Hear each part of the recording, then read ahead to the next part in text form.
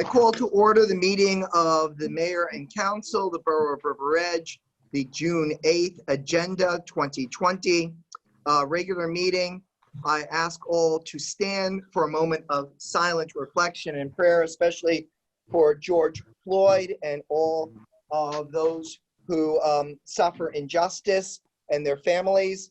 And then when we are completed, I call on Councilwoman Kinsella to lead us in the Pledge of Allegiance. A moment of silence, please.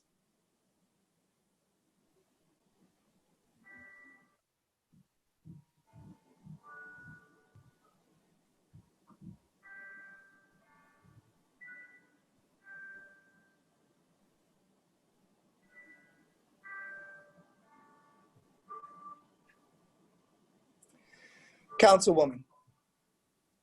I pledge allegiance to the flag of the United States of America and to the republic for which it stands, one nation, under God, indivisible, with liberty and justice for all. Okay.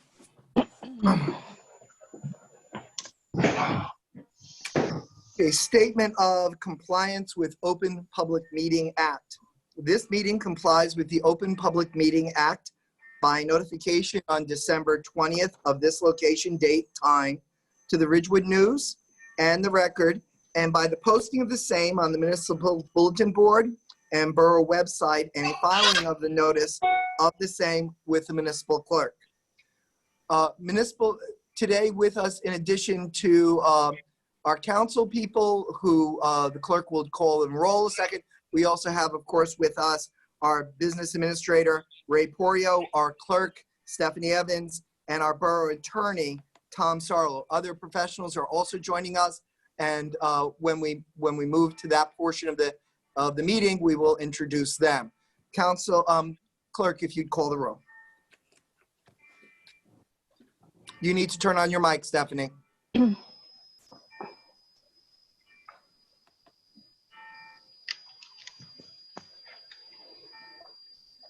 Stephanie, you need to tap your screen and turn on your mic.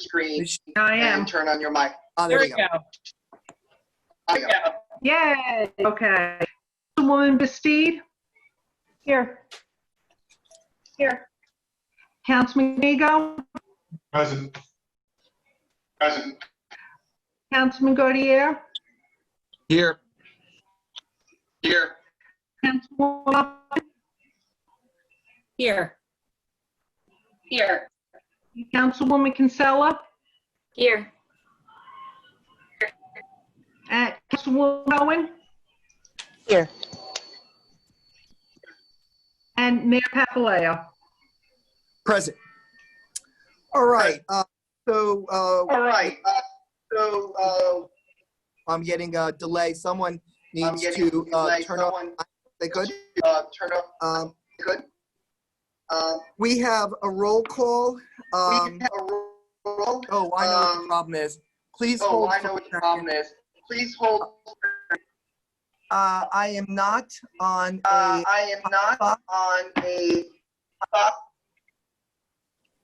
I need to switch. I'll do that in just a moment. I apologize.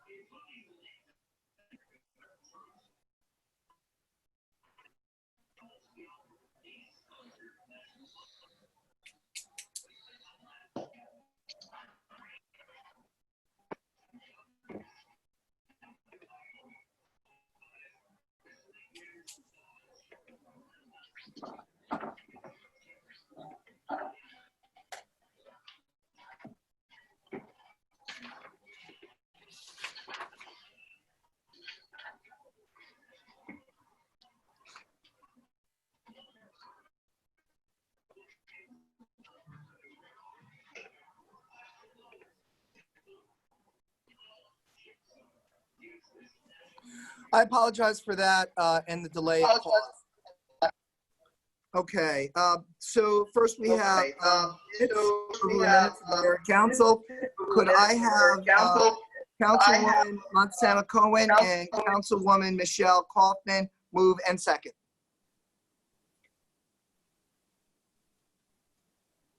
So moved. Second. It's been moved and seconded. I'm sorry. Would the clerk call the roll? Oh,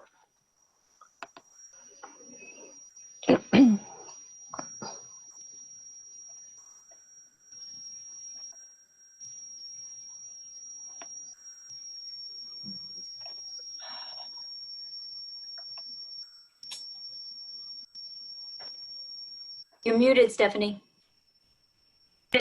I know, Michelle, please unmute me. you're unmuted. You're unmuted. Okay, Councilman Bastide, Yes. Yes. Councilman Knigo, Yes. Yes. Councilman Gaudiya,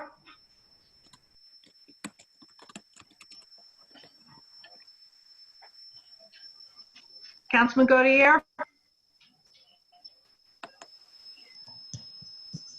Yes. Yes. thank you. Councilwoman Kinsella, Yes. Yes. Councilwoman Cohen. Yes. Yes. Okay, so that appears to be a yes. We're now go to proclamations and awards. First proclamation is declaring the month of June 2020 as LGBTQ Pride Month. Could we have the Is anybody else hearing double? Or is it just me? Yeah. Yes. Yes. All right. Yeah, lots of terrible feedback. reverberation? I think it's because Stephanie's in the. Yeah. Yeah. Somebody's on a mobile phone, apparently. No, not on the phone. On the phone. Not on it. You still have to be muted because we got the echo. And you're unmuted.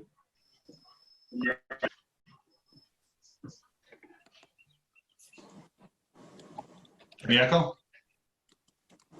Nope. No. All right. Go ahead, Tom. All right, Stephanie, can you read the, could you read the proclamation? Okay.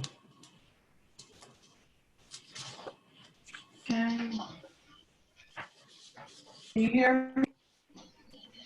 Yes. Okay. Actually, Mayor, you have proclamations.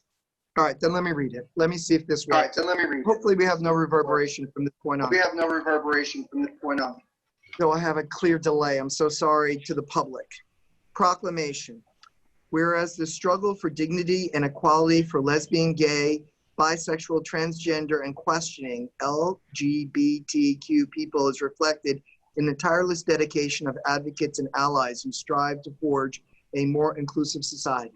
And whereas President Bill Clinton on June 2nd, 2000 declared June Gay and Lesbian Pride Month to commemorate the June 1969 Stonewall Uprising in Lower Manhattan on June 1st, 2009. President Barack Obama expanded the commemoration further by declaring June to be Lesbian, Gay, Bisexual, and Transgender Pride Month. And whereas June 28th, 2019 marked the 50th anniversary of the Stonewall Uprising, which broke out following a police raid on the Stonewall Inn, targeting LGBTQ patrons and other marginalized people in violation of their civil rights, leading to the birth of the gay rights movement.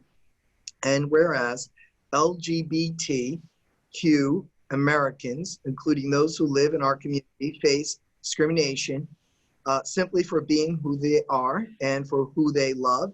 And there remains much work to be done to extend the promise of our country to every person. And whereas the landmark Supreme Court decision of 2015 guaranteeing marriage equality in all 50 states was a historic victory for the LGBTQ Americans and continues to affirm our belief that we are all more free when we are treated as equals. Now, therefore, be it resolved that I, Thomas Papaleo, Mayor of the Borough of River Edge, in recognition thereof, do hereby proclaim the month of June 2020 as LGBTQ month. Could we unmute Kay Murray to accept and make a brief comment? Is Kay Murray present? Yes, 1 second.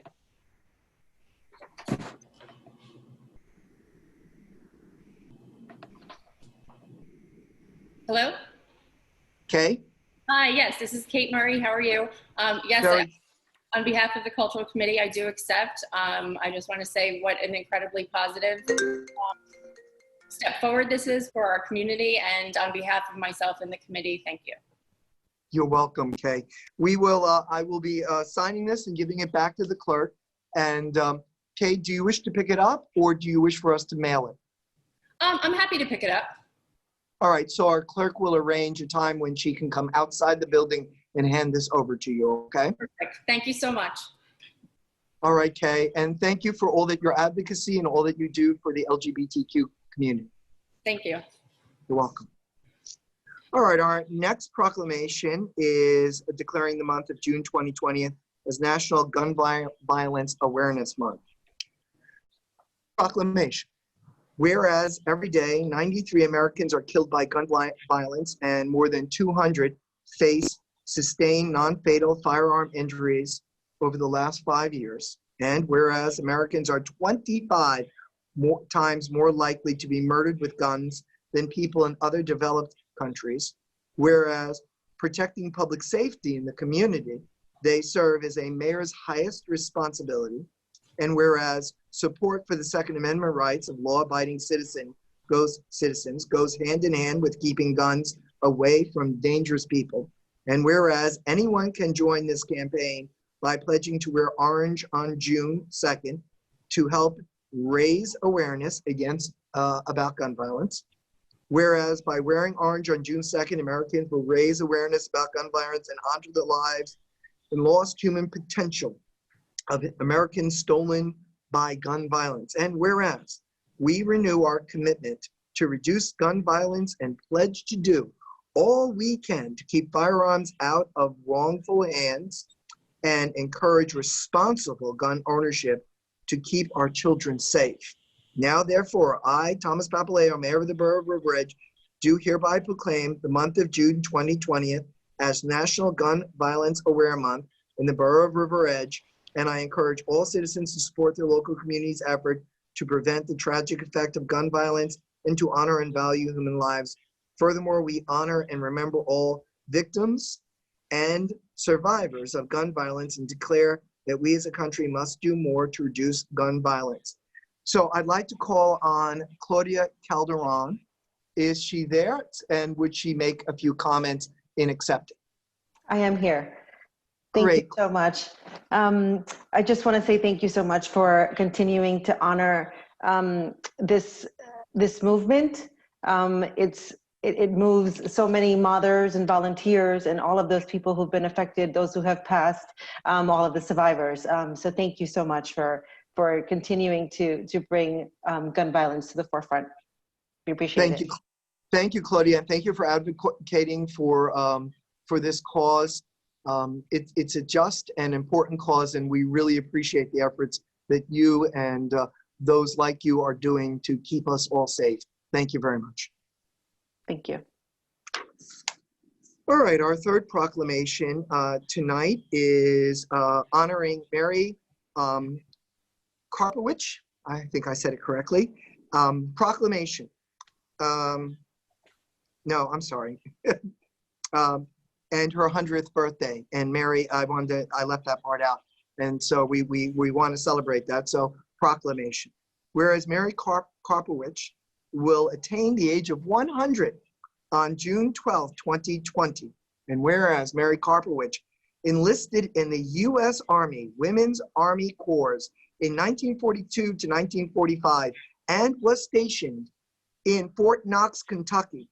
And whereas Mary Karpowicz received an honorable discharge with full veteran status in 1992, whereas Mary Karpowicz lived in River Edge from 1956 to 1992, where she and her husband, Anthony, now deceased, raised their 7 children. And whereas Mary Karpowicz has 15 grandchildren and 11 great-grandchildren and has been living in the senior residence in River Edge since 2018. Whereas Mary Karpowicz is an avid writer and reader and enjoys watching the Yankees and college basketball. And whereas Mary Karpowicz has earned the respect of her family, fellow neighbors, and residents, and has been an asset to this community. Now, therefore, let it be resolved that I, Thomas Papaleo, as mayor of River Edge, am proud to issue this proclamation to Mary Karpowicz to honor her as such an important milestone in her life, and wish her all the happiness and continued good health, and join with her family and friends in making this a special day for her. Is Mary or some representative for Mary present to make comments and to accept? Mayor, her son asked if we could just go ahead and mail it out to her. We will. What a great thing for her and her family, and we're absolutely honored to be a part of that. Okay, so now we have resolution 2136, and I am going to hand this over to our council president to read the whereas, and our council to say the names of our honorees. So Council President Dario Canigo, would you please read for us resolution 20-136? Thank you, Mr. Mayor, and very gladly.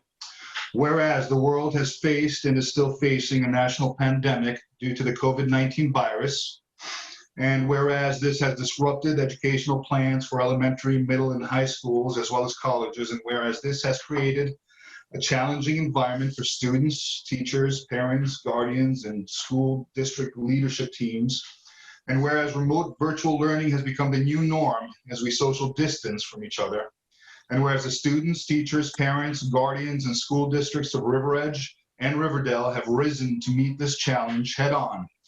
And whereas, based on public safety concerns, the governor has limited traditional graduation ceremonies. And whereas social distancing effects goes beyond the learning world and affects the borough of River Edge as a whole. Now, therefore, be it resolved that the mayor and borough council of River Edge would like to commend all of the students, teachers, parents, guardians, and school district leadership teams, but especially all of the graduates of the class of 2020, whether they be from kindergarten, elementary school, middle school, high school, or college, for their extraordinary efforts, and wish them the best of luck in their future endeavors. They should be proud of their accomplishments. At this point, we, the council people, would like to read the names of all the graduates from Sherry Hill, from Roosevelt, and from Riverdale High School. Please give us some slack. We're doing our best with names that sometimes are difficult to just read for the first time and pronounce correctly, but we will do our best, and we're not trying, obviously, to offend anybody, so forgive any mistakes. I'll start with Councilwoman Bastide. Thank you, Council President. Congratulations to all of the graduates. I'm going to start with the Cherry Hill class of 2020.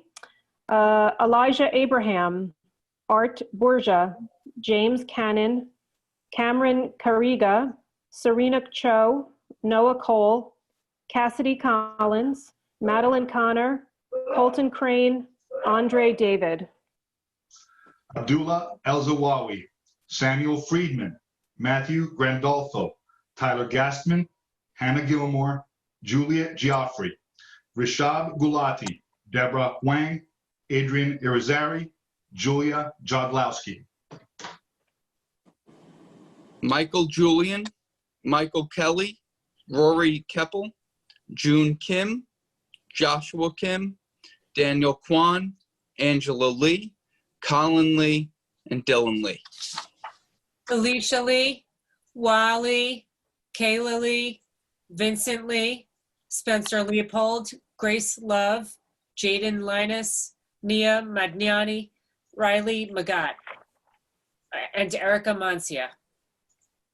Ira Manchlian, Shani Maroth, Jack Machio, Edward Matthews, Morgan Murray, Ailey Na, Jaden Na, Michael Nader, Zachary Niven, Athanasosis Tarlegianis.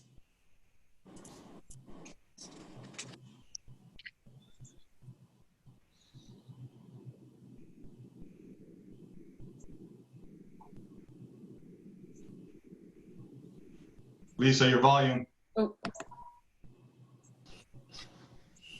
Orestes Tarlagianis, Emma O'Donnell, Brian O'Leary, Dennis Oskin, Shan Paliwan Stoltz, Gabriela Parenti, Ethan Perkins, Francesco Petrosino, Christopher Porco, and Michael Porco. Henry Porter, Marcus Quijano, Thomas Raskin, Alyssa Reyes, Nicole Ruiz-Cortez, Hannah Swatelli, Avery Sabong, Elva Song, Justin Spano, Marcus Valcarelso.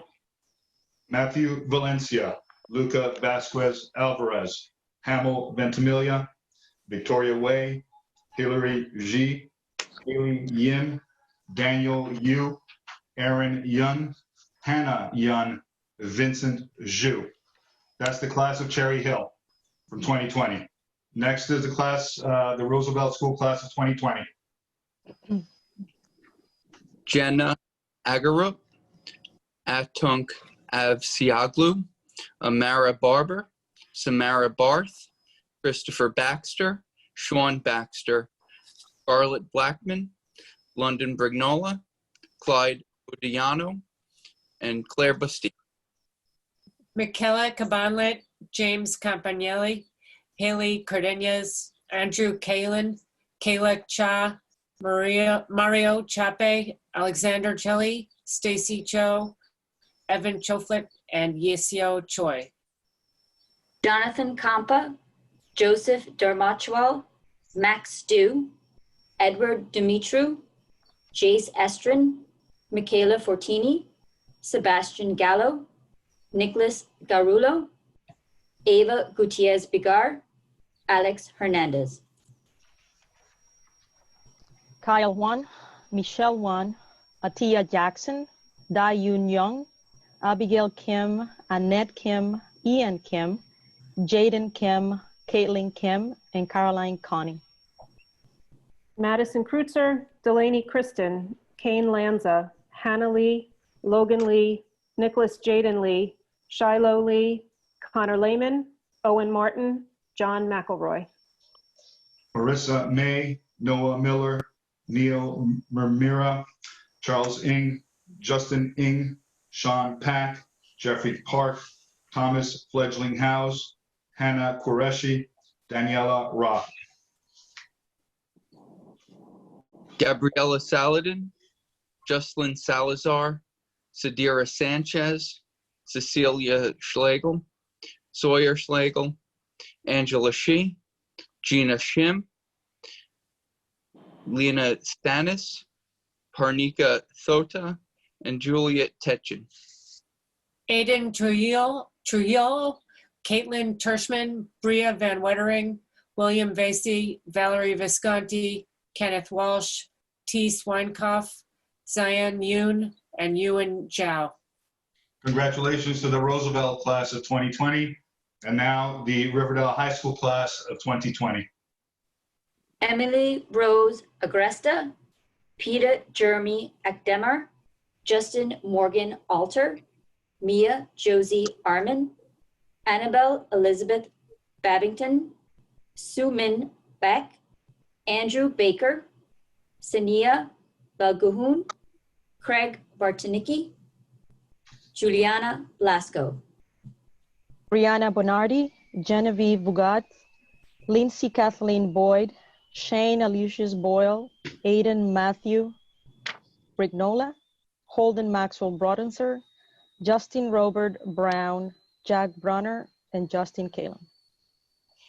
Cesar Cartelli, Paulo Andrea Castro Fuentes, Danielle Chamberlain, James Baldwin Chan, Nicholas Evan Chan, Kenneth Cho, Sarah Cho, Yuna Chung, Lindsay Brooke Kampa, Ryan Thomas Conlon.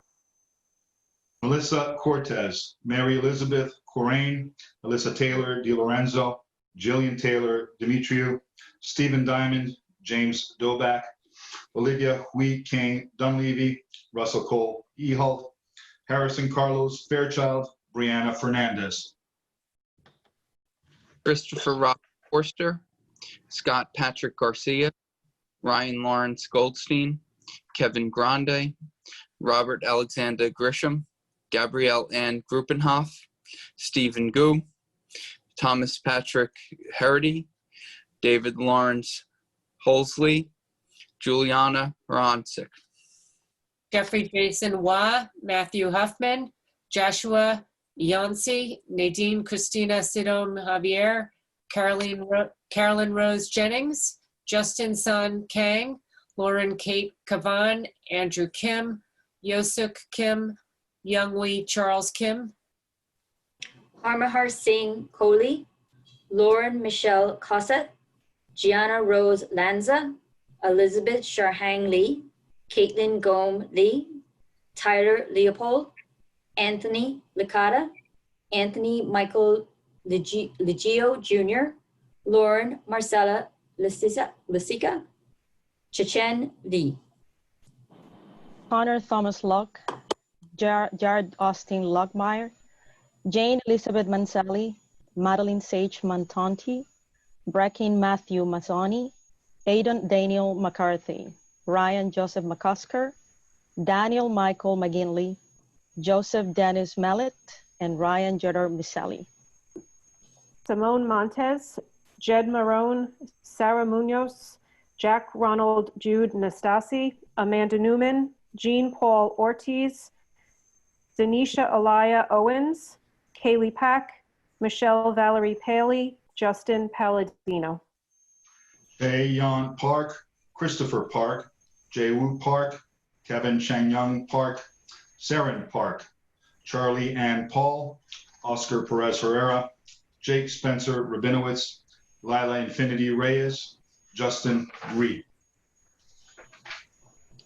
Daniel Ricone, Jada Nicole Rodriguez, Lucas Rodriguez, Gregory Jacob Ravinsky, Theodore Sanford, Aria Nicole Santana, Yijun Seo, Zachary Jordan Scheinman, Janae Shin, Carter Catherine Solani. Isabella Rose Simon, Nina Skiffick, Gabriella Skinner, Michael F. Smith, Tyler William Seuferman, Joanna Inju Song, Carly Lynn Spano, Katrina Marie Spelda, Zoe Speller, Isaac Ross Stein. Emily Suarez, Olivia Marie Serin, Owen Savar, Sage Savar, Allison G. Tarifa, Ryan William Mastriolia Thomas, Lucas Alberto Torres, Trinity Trancasco, Lily Brienne Vanderbeck, Willie Jose Vasquez Ray. Chloe Elizabeth Visi, Kyla Marie Villalba, Jared Mitchell Wagridge, Rachel Alexander Walker, Kelly Nicole Walliser, Julia Charlotte Wester, Caitlin Patricia Wellham, Stephen Yoon, Rebecca Megan Samsky, Kathleen San, and Jeffrey Sang. Congratulations to all the graduates of 2020. But I have it moved by our council president and seconded by Councilwoman Ellen Bastide. Mr. Mayor, I haven't finished reading the resolution. The resolution. Be it further resolved that the Borough Clerk is hereby instructed to forward a copy of this resolution to Riverdale Superintendent of Schools, Patrick Fletcher, and River Edge Superintendent of Schools, Dr. Tova Van Dove, dated today. Thank you. Congratulations to all the graduates, Mr. Mayor. I will so move. Second. It's been moved and seconded. Could I have the Borough Clerk call the roll?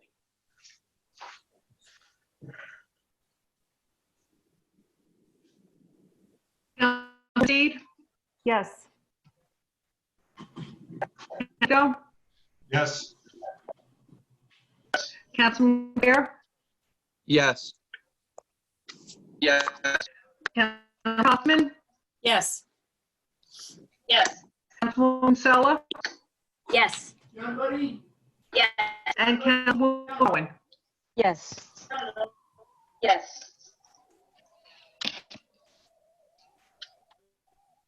Okay, it has been unanimously approved. I'll move to public on the agenda. Lisa, I think this is your mic, because when you came back on, we got the reverberation, so we might need for you to mute that. I apologize. Yeah, it's on mute, and it's mute. Not you, then it might be someone else's mic. But I'll also lower my voice so that we don't get a reverberation. I think If I'm it was. speaking- I think it was Stephanie, and she's on mute now. Okay, great.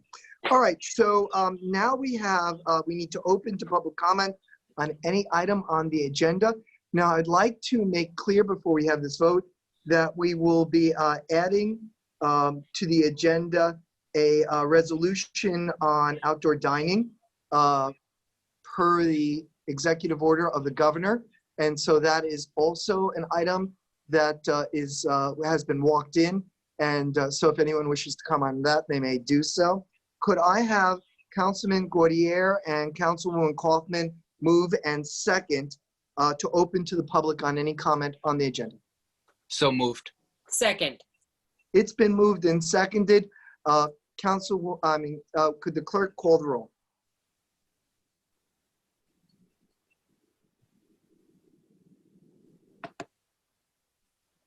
Councilwoman Bastide, Yes. Niga, Yes. Councilman Gaudiya, Yes. Councilwoman Kaufman, Yes. Councilwoman Kinsella, Yes. Councilwoman Cohen. Yes. Okay, it's not clear to me, but I assume everyone's in poll. Yes. So now we are open to the public, and I will now transfer control of this meeting to Councilwoman Kaufman as our Zoom moderator. So if anyone has a question, you can write it in the chat box or raise your hand. If you dialed in, it's was *9. Is that what it was? Correct, *9. *9.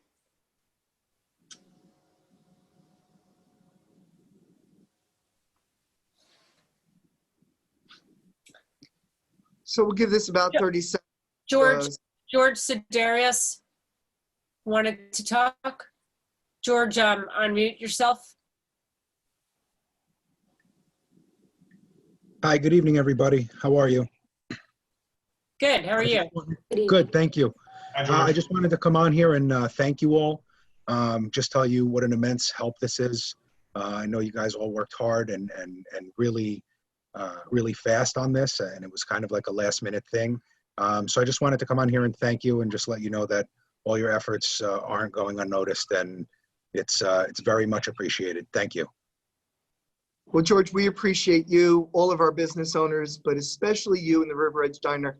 This council and this town has not forgotten the sacrifices the River Edge Diner made back in Hurricane Sandy, and how accommodating you were to the residents of River Edge when so many didn't have power or heat or any way to charge their devices.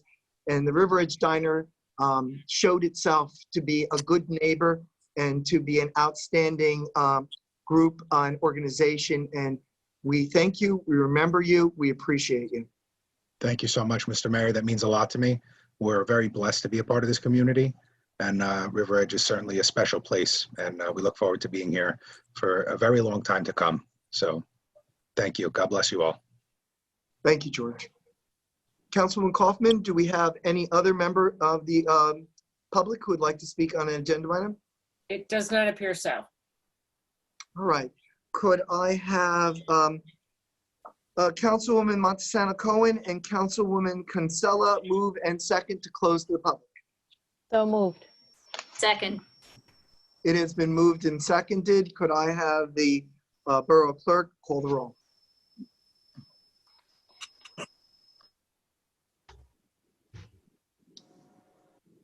Stephanie? It appears that she's frozen, so I will call it. Councilman Kinney. Yes. Councilwoman Basile. Yes. Councilman Gaudiya. Yeah. Councilwoman Kaufman. Yes. Councilwoman Montesano Cohen. Yes. Councilwoman Kinsella. Yes. Been a unanimous vote. We are closed to the public. We move to resolutions by consent.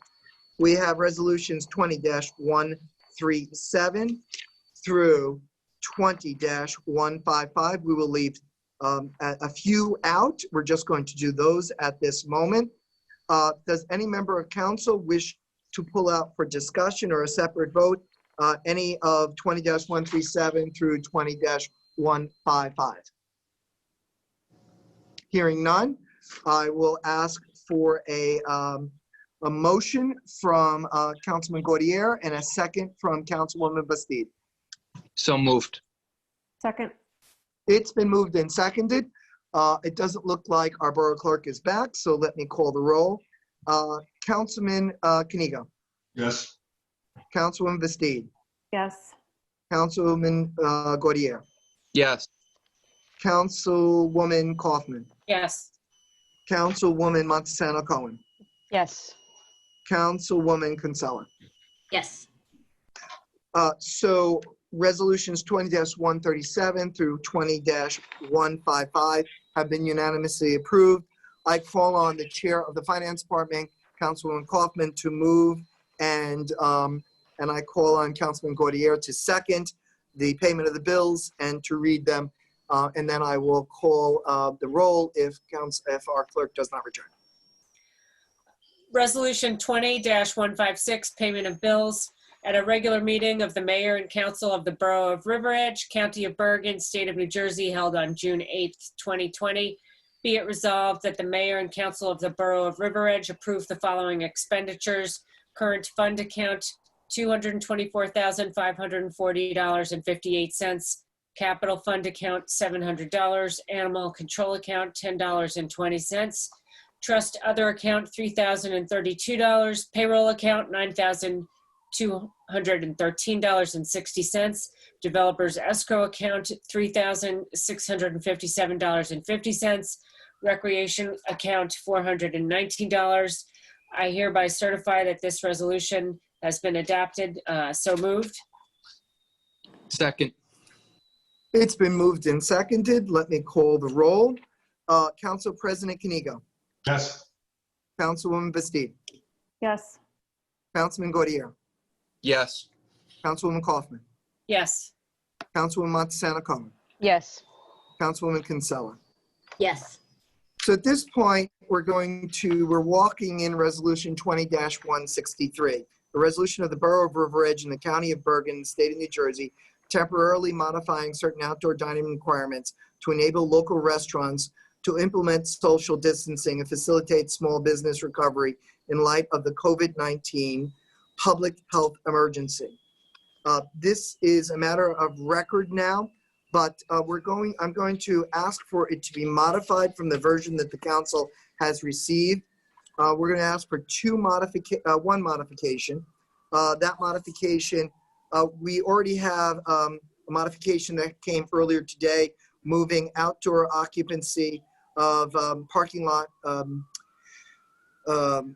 Let me just draw the attention of the council to paragraph 5B. The bottom of the paragraph, the 20% has been moved to 35%. So this allows for 35% of parking lots and other elements of the property to be used for outdoor dining. There is another part that has not been sent around to the council or put online, and that would be a new paragraph we're going to modify. It will be paragraph 13 if the council approves it, and it would be that paragraph would say no smoking within 50 feet of outdoor dining. Is there any objection to the modification? No. Okay, No. hearing none. I'm going to just ask Mr. Sarlo, our borough attorney, if we may at this point vote on it. You can vote on it with the amendment, yes.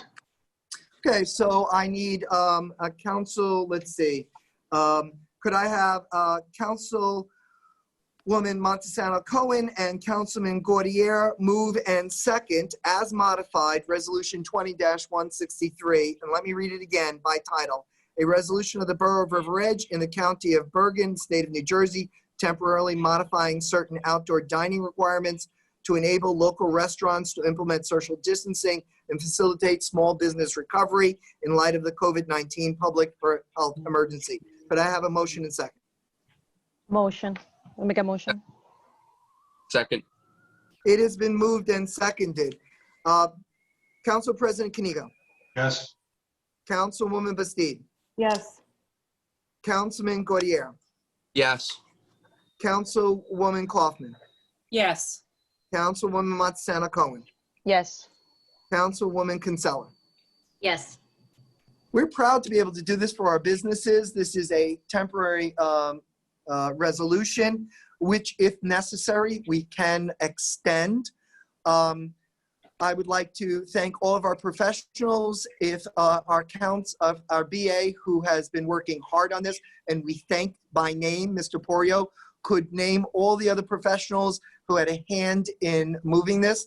And after that, Mr. Porio, if you could assure us that this resolution as modified will be emailed to all of our small businesses in the borough tomorrow.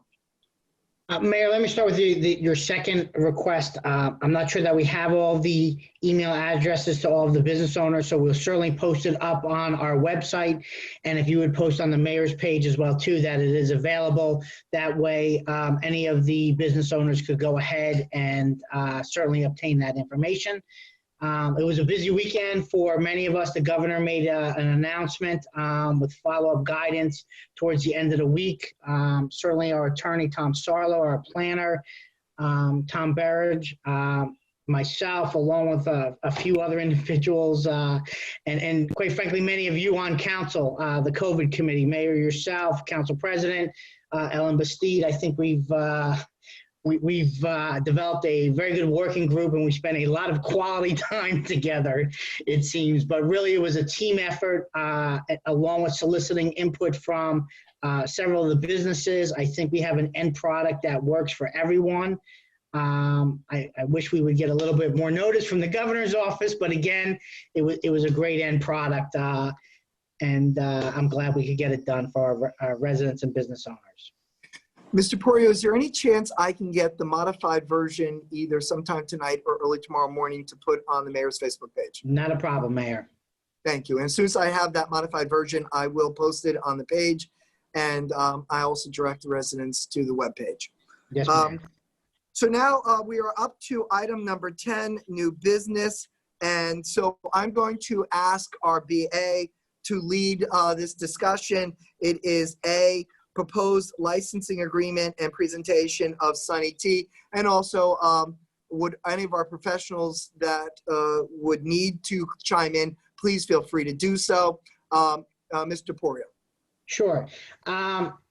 We have a business owner in town that is looking for what they call a franchise agreement or a licensing agreement. And I'm going to let Tom Sarlo follow up after me just to make sure that I didn't miss anything. When certain amendments or certain things are done to the property that don't fall under the purview of the land use board, it then comes to council. Council is the only one that can grant activities to go on within the borough right of way. This owner has made an application for 7.1 square feet to utilize 7.1 square feet of borough property. We've listed 4 or 5 different specific documents onto the docket that I've asked the attorney or the applicant's attorney to go ahead and to review with council. And then ultimately is your decision whether you want to move forward with this or not. Tom, am I missing anything? Tom Sarlo? Yeah, no, you're accurate. Everything's there, and I think we should just let Mr. Florio take it and explain to the council what he's looking to accomplish. Okay, Okay, Councilman Kaufman, would you unmic Mr. Florio? And Mr. Florio, if you can do a brief presentation, you'll need to give your name, your address, and then you can address your issue. Go ahead, Mr. Florio. Sure. My name is Perry Florio. I'm with the law firm of Waters McPherson McNeil, PC, Secaucus, New Jersey, 300 Lighting Way. My associate, Ayana Gallardo, was also on the meeting. Real briefly, what happens here is that the building proper is within the property boundaries. There is a portico on the front of the building which protrudes on an angle at the widest point about 1.5 feet into the township right-of-way. Because it's the right-of-way, which the town does not own in fee, they have a right-of-way. The town can't grant an easement, can't grant a lease, hence the application for a franchise, which is essentially akin to a license, as the business administrator pointed out. And that process is used more generally. It happens in older urban areas where the streets are narrower than they were originally planned, and oftentimes the right-of-way goes right up to the building facade. In this case, I believe what happened was that the right-of-way is for 75-foot Johnson Avenue, when in fact it was built and never expanded beyond 50 feet. So we've got a larger right-of-way than I think may be needed, but neither here nor there, just background. Currently, the facility, which previously operated as Regova, does not have handicap access to the restrooms, which are both located on the second floor. Older patrons are anticipated in significant numbers because of the demographics. And as such, the client has expressed a desire to include a handicapped lift, which is a true lift, not something that attaches to the stairs. It's, it's such that the wheelchair can be put onto it. It raises up to the second floor. It's all enclosed and safe, and they can get out. In order to service the handicapped community, including but not limited to the elderly. And as I noted, the bathrooms are both on the second floor. So right now, if somebody's in there, there are potential issues with their ability to get up to the restrooms. There is really no other location other than that proposed for that handicapped lift. When you're facing the building, if you've had a chance to look at the site plan, it's proposed to be on the left side of the portico. If we were to put it on the right side, actually, it would extend further into the right-of-way because the building facade protrudes farther on the right side than it does on the left of the portico. But additionally, the main gas service for the building enters there, so that would be a very large problem. We can't go to the right of the building because what happens there is that you either wind up infringing and basically building a bank for this, and you're either infringing on the dining room and the existing parking and losing parking, which is at a premium for this site, or you literally have to build a lift that opens into one of the two restrooms, so that doesn't work. When you look to the left of the building as you're facing it, we again have an issue because the staircase banks all on various angles are along that wall, so you can't put it there because it would come up into a landing or into a staircase. And if you'd like, we have a layout of the second floor that we could put up, but I'm not sure that it's necessary. I don't want to make this any longer than we need to. Finally, we can't put it at the rear because the second floor doesn't exist above the entire building. It only exists above the front portion. The kitchen, which is located in the rear, does not have a second floor above it. And again, we have the same staircase issue. So this is really the only place that it can go. We've looked at this quite a number of ways. It's an expensive proposition to begin with, and just doesn't work anywhere else. So that's the reason that we're here. It was discussed briefly at the application before the Land Use Board, but rightfully so, it was pointed out that that had to be heard here before the mayor and the council. With respect to any safety concerns, I point out a few things. The first is we're talking about a very minor encroachment, 7.1 feet, maybe slightly less. Because what would happen is that it would be located to the left of the existing portico. The portico would be instead extended to enclose it so that it's within the existing portico, and it would lift up to the second level because it's a 2-story portico, and handicap access would be through what is now the storage room adjacent to the dining area and the restrooms, which would in fact be changed into a vestibule, so to speak, where the handicap lift would let people off. So that's the nutshell of the size of it. The encroachment is nowhere near the road. I know we hear right away and we hear road and everybody gets nervous. But what I need you all to understand, and my associate will be able to put up a crop of the site plan that we provided, if necessary, which bears this out. We've got 15 feet between the edge of the roadbed and the property line here. So we've got the roadbed, then we've got the curb, then we've got 5.5 feet of grass median until you get to the sidewalk. Then you've got the sidewalk, which I think is 4 or 5 feet wide. Then once you get past the sidewalk, you've got another foot of area until you get to an existing concrete block wall that is a pre-existing encroachment, as is part of the other part of the portico. And that is 2 feet deep. That would be removed in the immediate vicinity of this facade. Concrete pad would be poured from there to underlay the lift.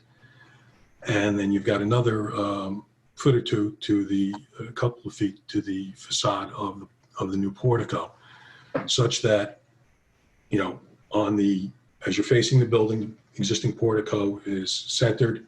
To the left of it, you'd have the new enclosure that would be added to it. On the right side, the protrusion into the right-of-way would be roughly 2 feet. Because the building is at an angle to the right-of-way lines, it would increase slightly as you move to the left, but no more than 4 feet, slightly less as well, which gives us a total area that we're looking for here for the encroachment of roughly 7 feet. As the proposed ordinance was drafted, insurance will be provided, naming the township on a general liability policy and standard amounts. So there's really, you can never say never, but there's very little risk here. The property is on the side of the street such that the traffic, as you're looking at the building, is coming from the right. So, if there was any concern about traffic in this protrusion beyond what I've explained to you, literally what would have to happen for a vehicle to get anywhere near that extension is they'd have to jump the curb, maybe hit a utility pole, cross a grass median, cross the sidewalk, hit the block wall, the front of the portico, and then they get to the new portion of the portico. And the new portion of the portico, incidentally, does not protrude as far as the existing portico. It would, in fact, be slightly set back from that. So that is essentially everything that I'd like to tell you. If you'd like to see either of those, the markup or the second floor layout that I've referenced, please let us know. We'll be glad to put them up. And if you have any questions, please let us know. We also have the representative who's overseeing the construction for his daughter's LLC available to answer any questions that my associate or I can't. So, Mr. Porio, could you lead our professionals in offering comment? And then after that, if we could see, Mr. Florio, if you could then put up those two drawings. And after that, if the council could then offer their questions or comments. I simply offer that because on Zoom, we have to have some sort of organization. Mr. Poria. Sure, Mayor. I've invited Ezio, our insurance rep, here tonight, as well as our borough engineer, just to give you some feedback, and more importantly, for you to ask any questions and for you really to feel comfortable with this application. Ezio, maybe you want to take it away, but in talking with Ezio and asking what would be the items to make sure that the borough would be covered from an insurance perspective, and all of the items that our insurance rep has requested are part of the proposed ordinance. Ezio, I don't know if you want to say anything towards that. Yes, thank you. Thank you, Mr. Mayor. Yes, back on May 21st, I reviewed the proposed ordinance and responded to Ray in writing what my recommendations were. I did review their provision, their section 5. It did have indemnification. It did have liability insurance. My recommendation was to ask for an umbrella, a commercial umbrella, which typically businesses have. So my recommendation to Ray was, and I'll tell you why I recommended this, was at least a $1 million general liability policy. They had put in there $2 million, which is adequate, and a $5 million umbrella. The reason I asked for those two combinations in unison and then naming the borough as an additional insured is because I did read that there was handicap accessible to this encroachment. And again, handicapped, it's a protected class. My concern was that because New Jersey is a litigious society, people do sue to protect the borough. I thought the $5 million was adequate for the umbrella. And then there was a minor modification in the additional insured language, which I could go over with Ray and the attorney tomorrow. But pretty much they covered really what I feel was a good risk transfer, indemnification and liability. So the only recommendation was the umbrella. Harry, do you have any issues with going ahead and doing that, or does your client have any issues with doing the additional umbrella? Well, I mean, the cost on a $5 million umbrella is going to be quite substantial. We're already providing $1 million more than Mr. Altamura had initially indicated that he initially thought was appropriate here. So, you know, I would like to talk to my client about that, but I believe that there will be umbrella coverage in place to begin with, because there's a liquor license at the property, and we're talking we're not talking about there will be additional coverage for that reason, but I think it's only $1 million umbrella for a total of $3 million. So you know, I think that might be adequate. I'd ask Mr. Altamura to, you know, take the time to consider that and let us know whether or not that works for him when he can. Okay. Yeah, Perry, I think I think council is going to be comfortable at a point in time where the requests from our insurance broker are met. Again, I don't want to speak for anyone on mayor and council, but I do think if that's what his recommendation is, I think that's ultimately what the borough should follow. But, yeah, I understand, and I think that perhaps you know, again, certainly we've got to be guided by your carrier, but I think if we can provide you some more detail on the lift itself, there might be less of a concern. It's, you know, quite frankly, more akin to an elevator than it's not a scissor lift or something like that's good. That's going to be open for all intent and purposes. My understanding is that they're going to get on this thing, and it's going to be essentially as if they're getting on an elevator. There's no risk of anybody going over the side or anything like that. That's the reason for putting it at the portico. But we'll coordinate with you and okay, deal with that. Rob, from a Ezio, did you have more to add to that? Just one comment, and I'm sure Mr. Florio and his clients would agree. If we do agree to something less than what my original recommendation was, because we see that it's really no more than an elevator. And that was really my concern. One thing I would do is I would slightly modify, which I didn't put in my email to you, Ray, because I thought the 6 million would be adequate. But if we do modify that down slightly, one of the things I would add in the indemnification clause in section 5 would be language that the indemnification includes indemnification and hold harmless in favor of the borough, including attorney fees and defense costs. And the reason we put that in insurance language, indemnification language, is because in commercial liability, which your restaurant client probably carries, if you don't put that language in, then the defense costs are inclusive of the limits. If we put down in the indemnification that it includes that, they are outside the limit. So then now the $3 million is a limit for litigation. Defense costs are in addition to that. And there is a difference in risk management. So we would add that. And I don't think your clients will have a problem with that because that's how most commercial general liability is written. Okay, thank you, Perry. Mr. Costa, do you have any comments on the site plan or anything else that you'd like to share? You gotta unmute yourself, Bob. Yeah, I just did. I don't know if everybody can hear me. Good evening, everybody. At this point, I have no comment. I think I'll be turning it over to Tom and let him discuss the setback issue, and then I'll jump back in. This is Tom Barron's Borough Planner. To be honest, I would ask Mr. Florio when he shows his, I guess, illustrations to provide an overview of what those setback encroachments are. From the planning perspective, the board reviewed the applicant's restaurant application. I'm sorry, the mongrels. The board reviewed the applicant's restaurant application about a month or two ago. They approved the restaurant to operate basically as the same as the former Ragova restaurant. The applicant at that time had requested this encroachment, but the board did not have jurisdiction. So the applicant's here before you today. The way I see it is you have a developed site with the existing conditions as they are.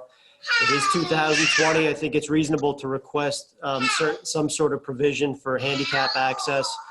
We've heard from the applicant's architect that this is the best and the only spot that they can provide it. Certainly the illustrations will help us to understand, again, why they need this and why this is the best spot. So I guess we'll get to that in a few minutes. And typically the question we would ask is, what other options do they have? Again, we've heard about that. And so as long as the issues of safety, functionality, and liability from the borough standpoint have been addressed, it may be something that the Borough Council could approve. Mr. Costa?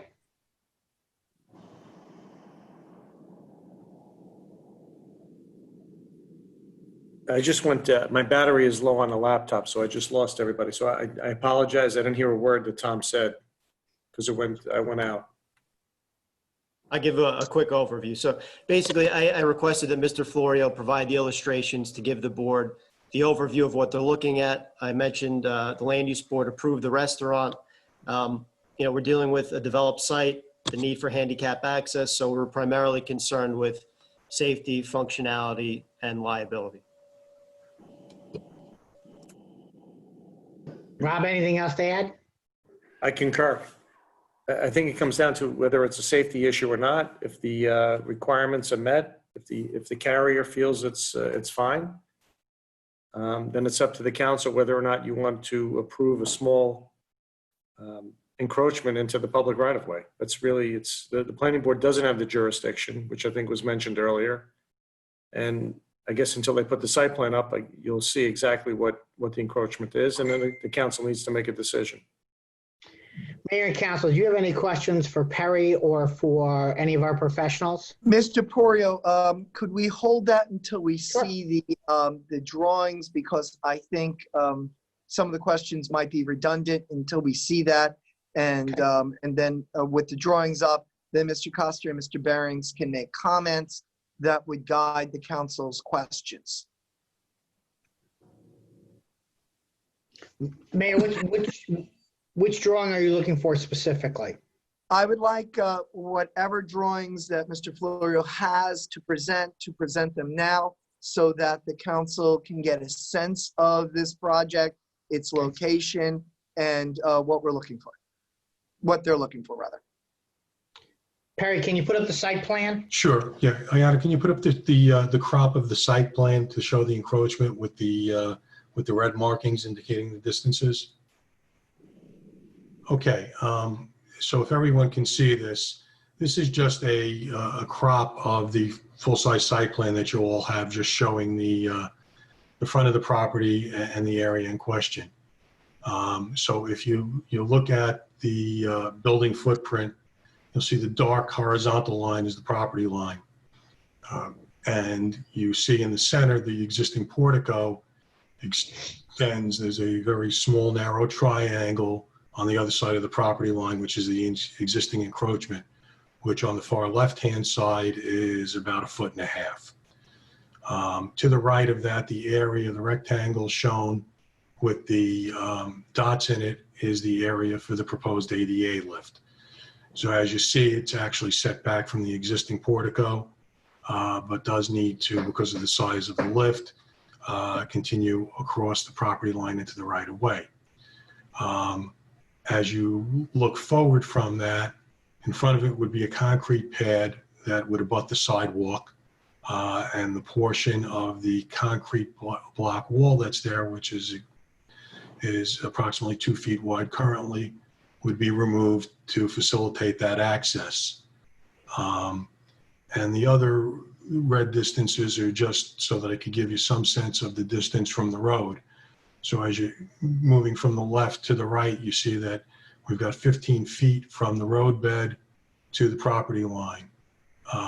Then we have approximately 5.5 feet from the roadbed to the existing sidewalk.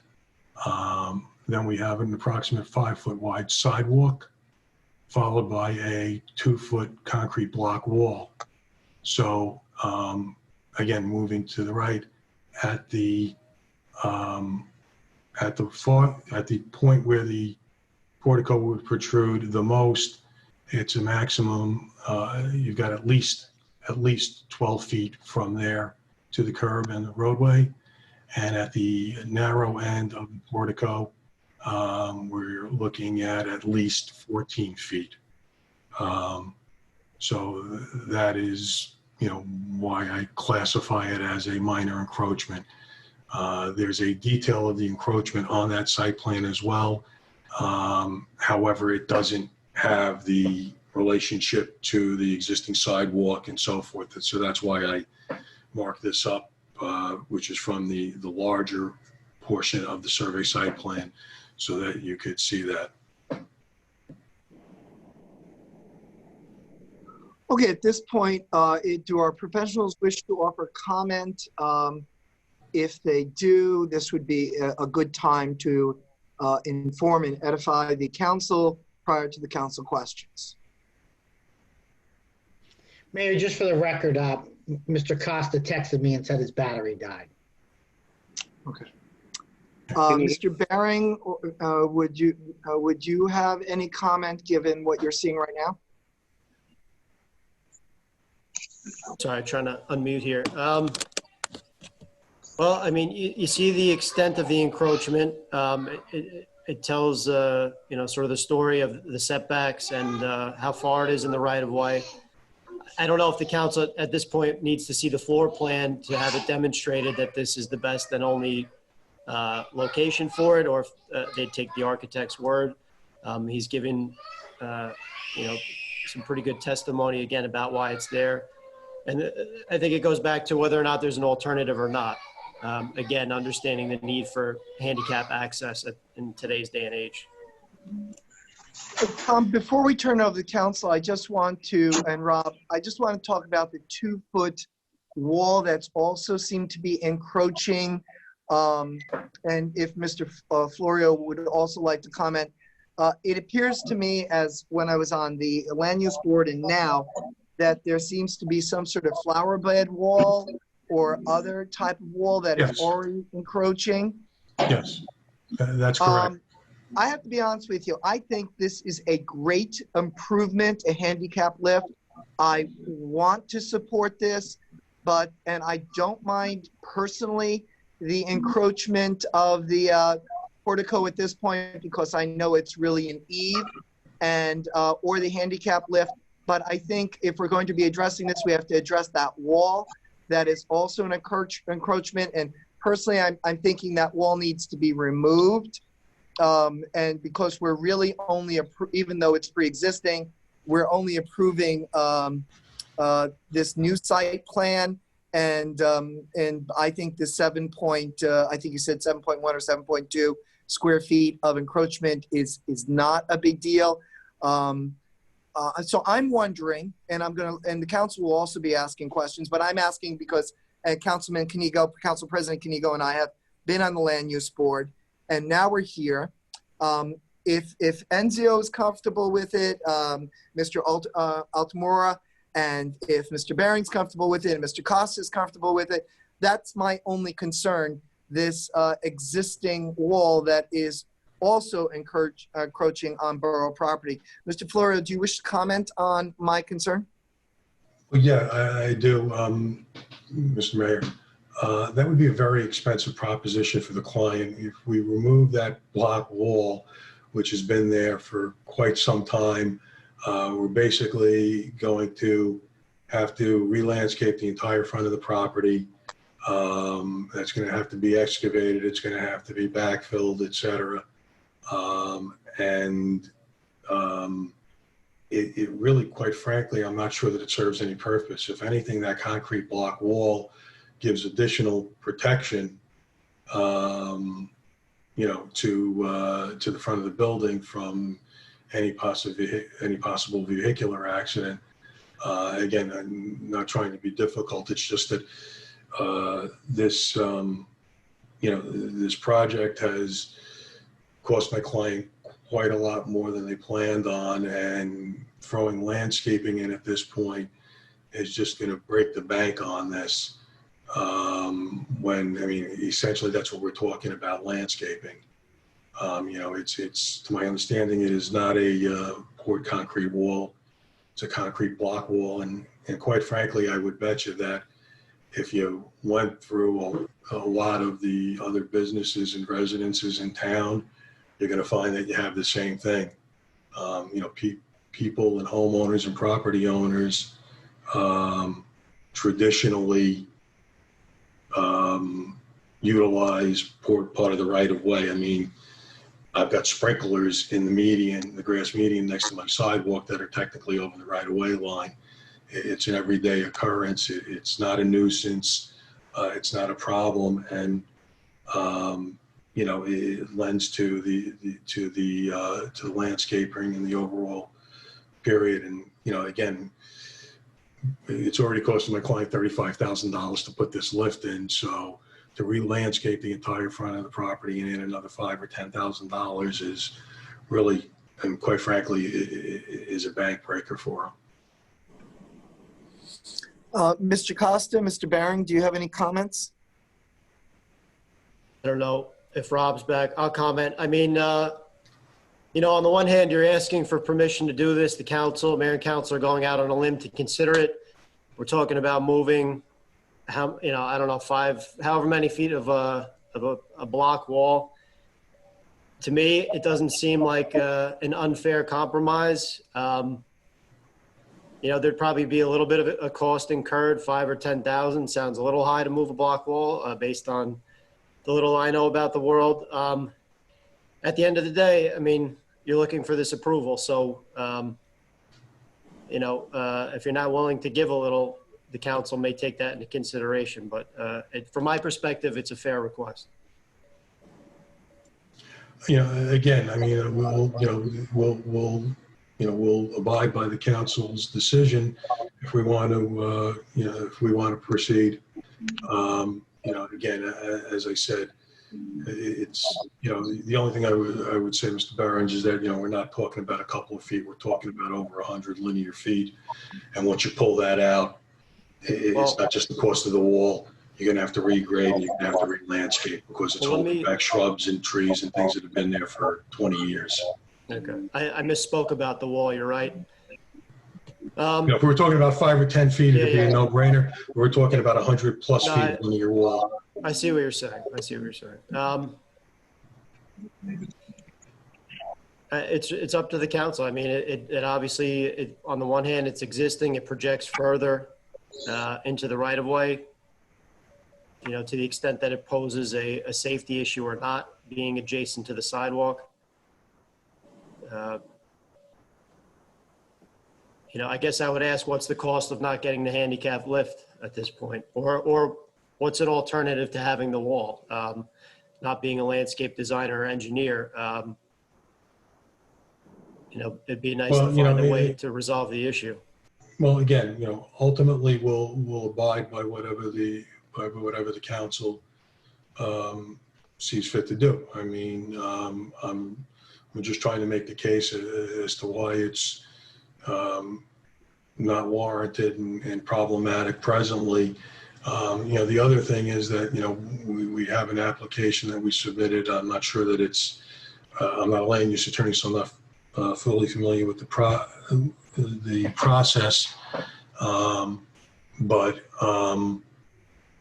You know, we've got an application pending, and you in fact had a resolution on with respect to outdoor dining.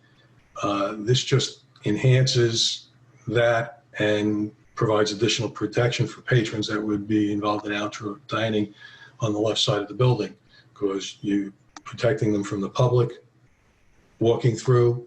You're creating a barrier for purposes of distancing, and again, you know, a vehicular barrier.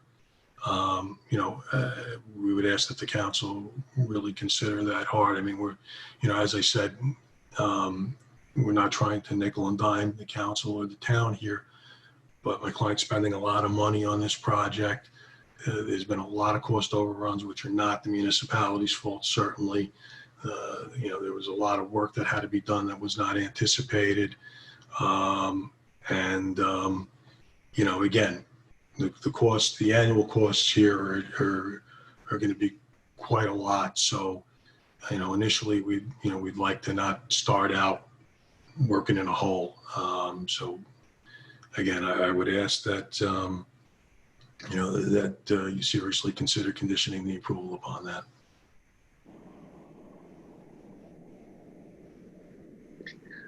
Mr. Costa, any comment?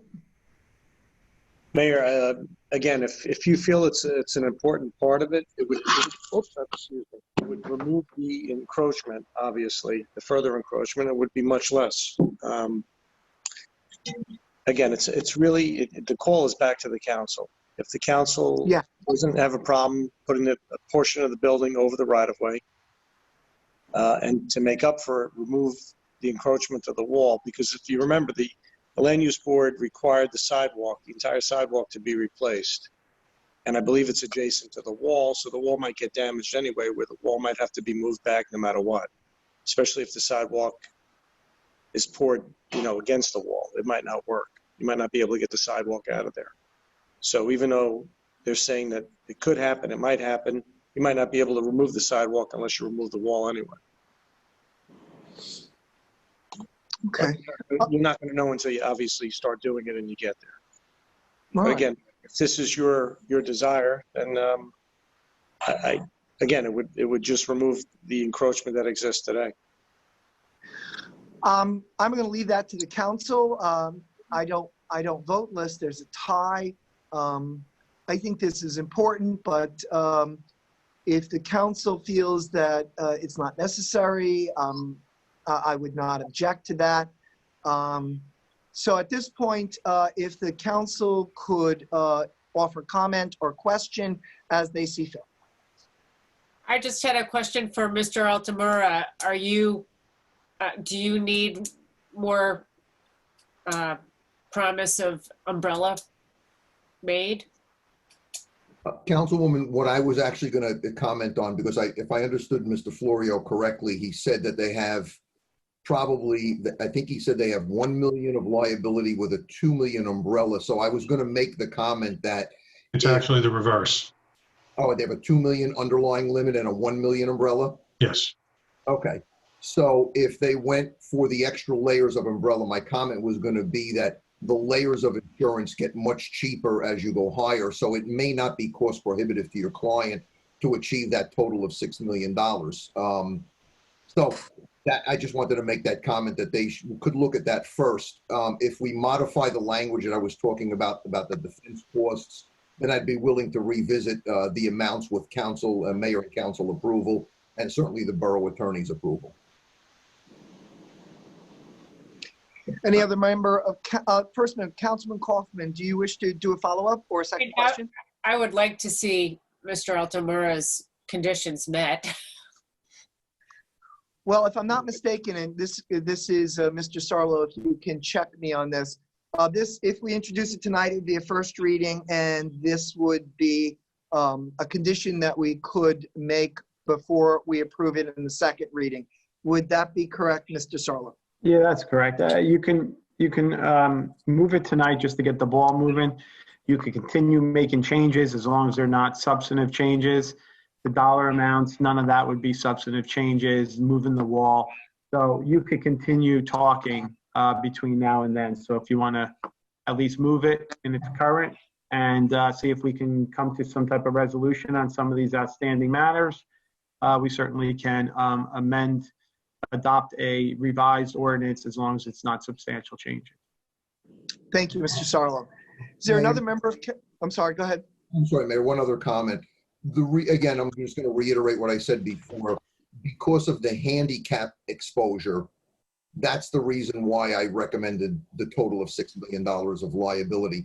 We're dealing with, in insurance, we're dealing with premises liability, which is not a huge exposure when it comes to risk, typically, like a contractor has that exposure to risk, or an amusement ride, or a mechanical device vendor. This is just premises liability, but my concern was the handicap encroachment on the borough right-of-way. So when I speak with Ray, with your administrator tomorrow, and maybe as Mr. Florio said, it's really more of an elevator, maybe to get a little bit better clarification on that, we can look at revised limits. And at the same time, Mr. Florio, I'm sure will go back to his client to see what it would cost to increase to the limits that I had recommended. Yeah, I mean, we'll certainly do that, Councilman Kaufman and Mr. Altamura. You know, again, I would just ask that everybody keep in mind that, you know, with all due respect, I know we've come to you hat in hand here, but we're talking about a foot, you know, on average, you know, 1 foot encroachment into what it would otherwise be a grassed area that, you know, most people don't even know belongs to the town. So I'm going to ask for other comments or questions from the council, but before we do that, I'd like the council to know that even with my concern about the 2-foot concrete wall, I think we should move it as for a first reading, and we can then have our professionals discuss it with the property owner and his attorney, and then we could see whether we want to approve it in the second reading. Would any member of council like to ask a question or make a comment? Yes, Mr. Mayor. Council President. All right. I'm just nervous by nature, and I feel that you can never have too much insurance. I understand your point that it's a foot that nobody would otherwise know that the town owns, but if there were to be something that happened there and it becomes a question, the attorneys who were to sue the town would know that that foot belongs to the town, and we would get sued too. As far as insurance, in my experience, I'm also an attorney, and I've certainly practiced in the area of premises liability. I believe that it's not going to be terribly expensive.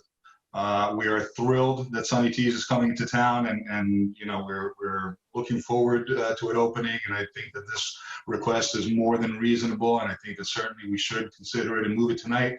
The only thing is that, you know, I tend to side with Mr. Altamura on the higher insurance requirement to feel protected.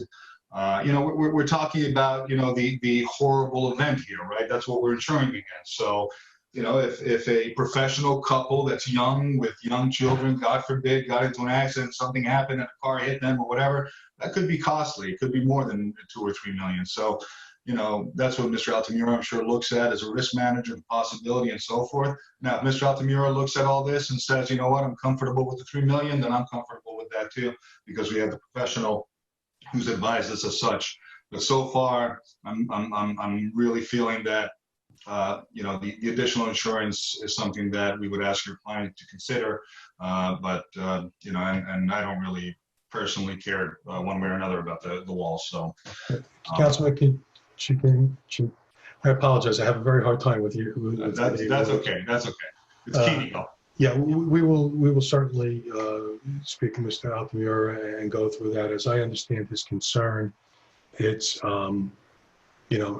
it's not, as you described, the host of horribles. The request for the additional coverage is because we're talking about handicapped individuals. And I think if we can provide him some data that he can review with your carrier, you'll see that this is essentially an elevator and that risk is almost non-existent. So I don't want to belabor it. Mr. Altamira is comfortable with it. I am. Very good. Any other member of council wish to offer a comment or question? Hearing none, is there any member, well, the public cannot speak until we move it, and actually this is a first reading, so the public doesn't normally speak. Certainly comments at the later time can be offered. If there is no questions from the council at this point, I would entertain a motion and a second for a first reading of Ordinance 20-08. So moved. Second. Okay, it's been moved and seconded. I know that our borough clerk is having some technical difficulties, so I'll call the roll without objection. Is there any objection? Is there any objection? No. No. Very good. Council President Kanigo. Yes. Councilwoman Bastide. Yes. Councilman Gaudiya. Yes. Councilwoman Kaufman. Yes. Councilwoman Montesano Cohen. Yes. Councilwoman Kinsella. Yes. Okay, it has been unanimously approved at its first reading. It is clearly been stated that we expect our professionals to continue to speak with the property owner and his attorney, and we will revisit the issues that we raised at this meeting prior to voting on it at the next meeting. Mr. Florio, is that acceptable to you? Yes, Mayor. We'll be in touch with Mr. Sarlo's office and Mr. Altamira, and we will, get the numbers on the insurance costs and the specs on the. I was about to say elevator, on the handicap lift, which incidentally, Mr. Altamira, I understand, does have to be inspected by the state, and hopefully we can settle some of the concern. Okay, and I also want you to be in contact with Mr. Costa about removing the wall and the probability of the wall interfering with replacement of the sidewalk. And Mr. Costa, if when we have our next meeting, if you could report back on that conversation, that would be great. Thank you. Mayor, may I suggest that instead of having 5 different conversations, why don't I run point on this and then make sure you get all the information that you're looking for and make sure that all the conversations take place. Beautiful. Thank All right, you. we'll forward everything through Mr. Porio in that case. Okay. Thank you. Very, very good. So at this point, we are now up to COLA obligations, and I will turn the meeting over to our business administrator, Mr. Porio, to lead in that discussion. Sure, Mayor. The borough has been talking about COLA obligations since, I believe, 2015. We've heard from multiple attorneys, our planner, regarding some of our obligations. We've had meetings regarding this topic. Our co-attorney has just joined us as well. I'm hearing some background. I just muted some people. Okay. Tom, our planner, is going to lead off the conversation, and then Anthony's going to kind of go in and follow up on his what he says. And then there are several items that are on the docket for you to address. And Mayor and Council, may I add, these really aren't items like the last one that we just had a discussion where it's really your choice of what you want to do. These are items that are being mandated by the court that we do in order for us to settle. I think there's an important distinction there. And with that, I turn it over to Tom. Thank you, Ray. So we are in the compliance phase in terms of the borough addressing its third round affordable housing obligations. And basically we're at the point where we have to implement the housing plan, the various ordinances and stipulations that were set forth in the settlement agreement between the borough and Fair Share Housing Center that was executed in June of 2019. And again, we're following the process that was established by the New Jersey Supreme Court in March 2015, where they essentially determined that COA, the Council on Affordable Housing, was essentially dysfunctional, and the courts then took jurisdiction over affordable housing matters in New Jersey.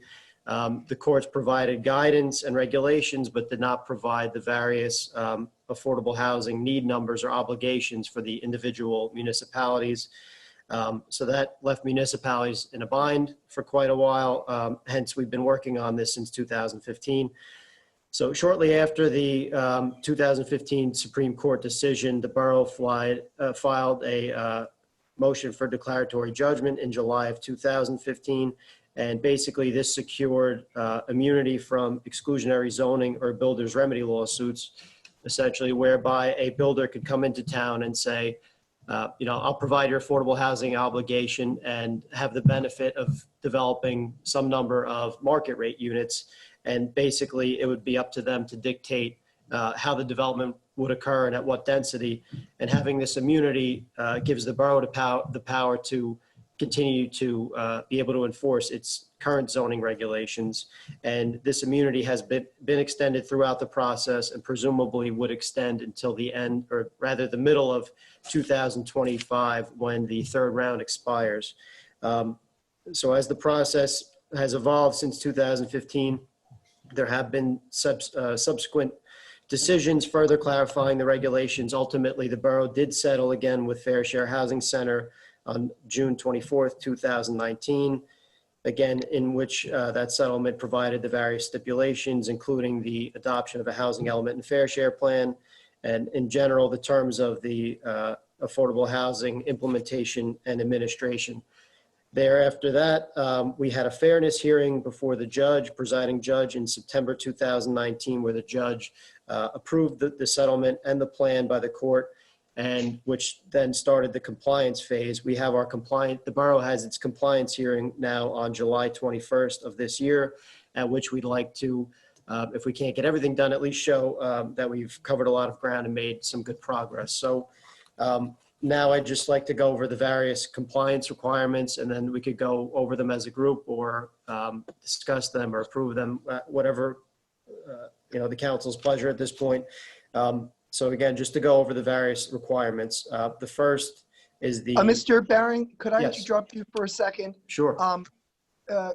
Mr. Porio, I believe at this point, Mr. Altamora does not need to remain.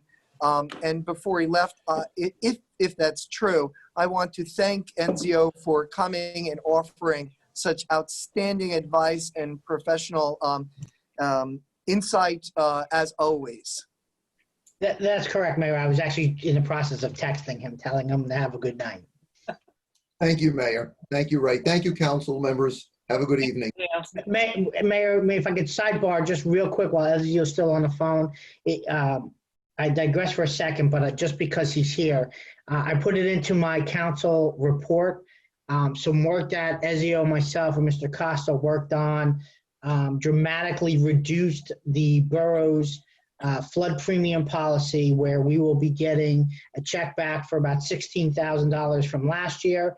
And our new policy for 2020 that normally would cost us $24,000 is costing us $3,000. So I wanted to publicly thank Ezio in front of all of you for all of his efforts in that regard. Thank you, Ray. That's what we're here for. My pleasure. Thank you. Thank you. Thank you, Ezio. Thank you. Well done. Have a good You're evening. outstanding. We appreciate it. Mr. you. Baring, Tom, I apologize for interrupting you. Thank you for being gracious about that. Please continue. Sure. So where we left off again was the list of compliance requirements, which we are going to address in one way or another tonight. The first would be the housing element and fair share plan, which was adopted by the planning board in February this year. And I believe it was endorsed by the council thereafter. So that part of the compliance process is addressed and we are complied with.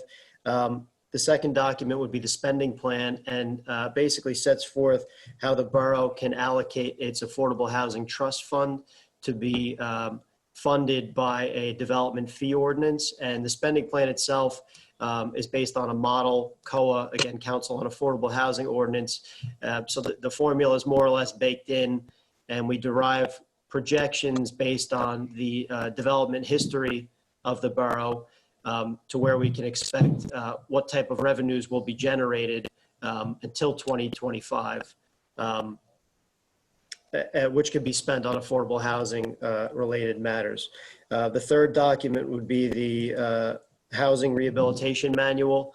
A component of the borough's obligation is to address its rehabilitation obligation. And basically this is an accounting of the substandard housing stock in the borough, which we've identified as 6 single-family homes. And so the borough then has to come up with a program to address this need of fixing up essentially 6 homes within the borough that are income qualified and have substandard structural conditions such as fixing a roof, replacing the heating system, or some other feature of the house to bring it up to code compliance. There is a sort of a general affordable housing ordinance that every municipality that participates in this process has to adopt. It sets forth the administrative procedures for an affordable housing program.